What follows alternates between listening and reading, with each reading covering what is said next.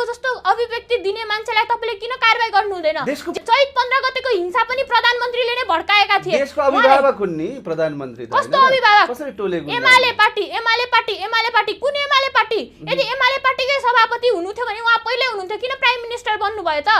उहाँले वडा अध्यक्षहरूलाई पनि धम्की दिइराख्नु भएको छ, यदि तिमी पार्टीको लागि काम गरेनौ, देशको लागि काम गर्यौ भने अर्को पालि टिकट पाउँदैनौ। कस्तो खालको प्रधानमन्त्री हो क्या?